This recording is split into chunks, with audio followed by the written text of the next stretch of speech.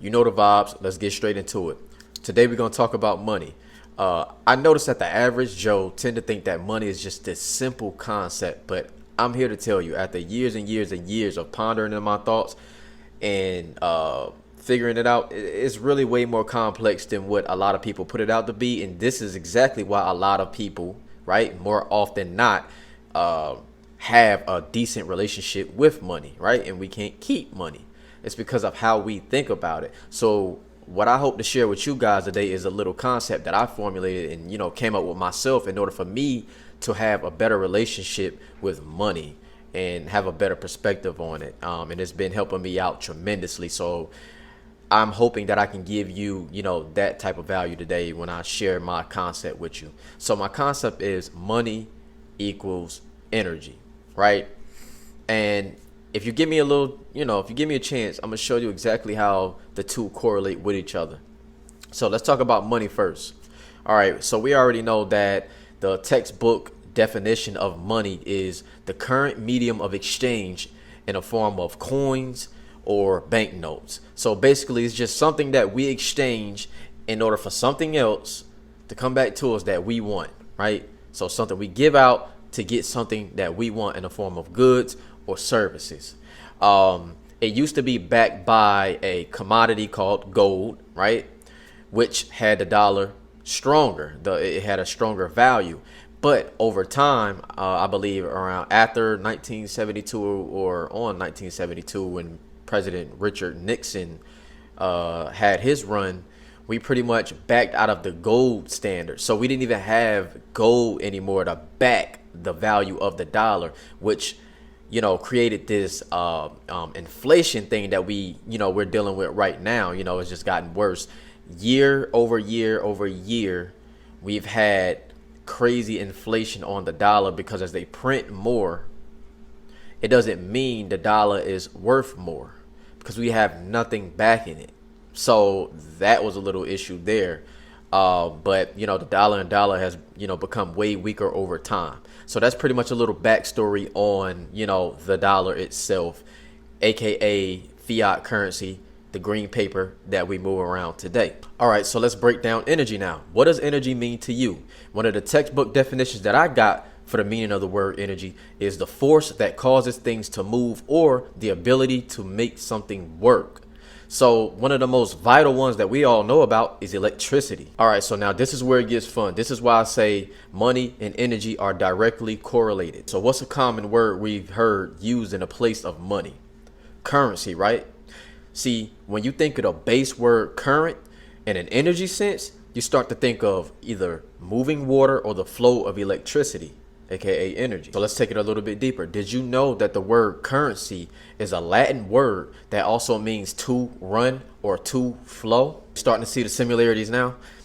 This proves that money is meant to continuously run and flow as energy does. It is not meant to sit still inside of your bank account and depreciate, because that's exactly what's going to happen if you make that type of move.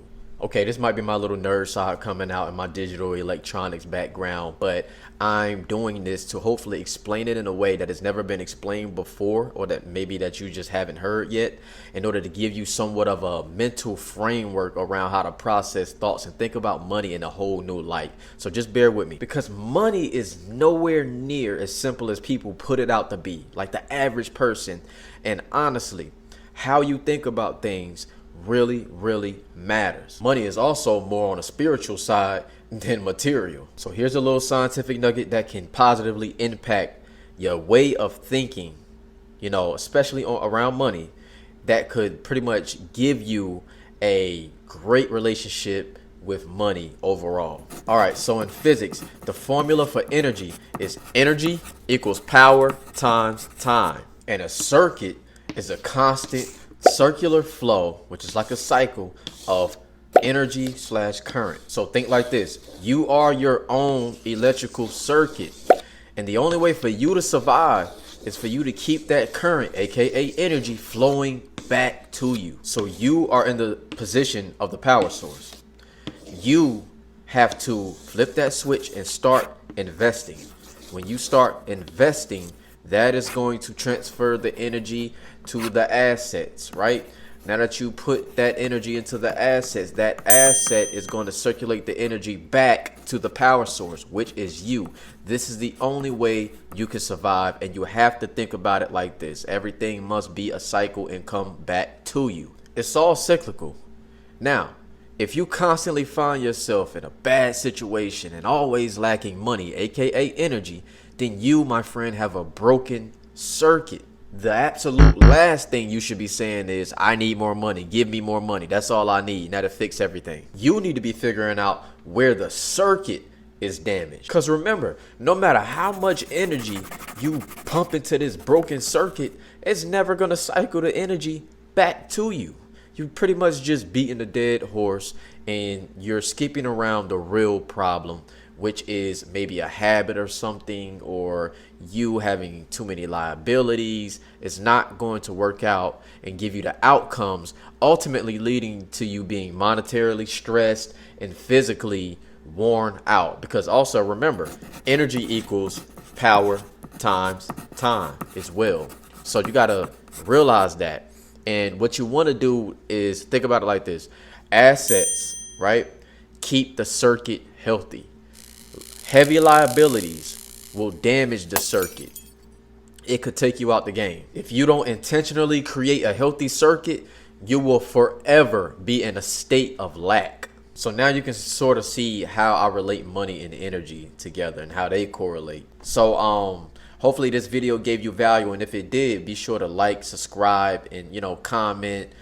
Just spread the word, man, because at the end of the day, I'm here for y'all, and I'm tired of the financial world being a third world, to our communities, man. I think more people should be able to, have fluent conversations about this money talk. And, every term, I'm going to break it down. Every financial literacy term, I'm just going to break it down like I just did right here, give you a new perspective on it, and maybe you can understand it. Because when these people get to reading these textbooks and it's all fast, blah, blah, blah, blah, blah, blah, nobody be knowing what's going on, So my job here, what I want to do is just make that stuff easier to you. So how I explain things is not going to be how you may want to go Google it and whatever, right? Because if it was that simple, everybody would Google it and everybody would just be millionaires and understand this stuff. So, no, this stuff can seem like a whole entirely different language the deeper and deeper you go into this, on this financial literacy journey. So, yeah, man, that was, hey, that's how to bring you the magic intel. I'm out.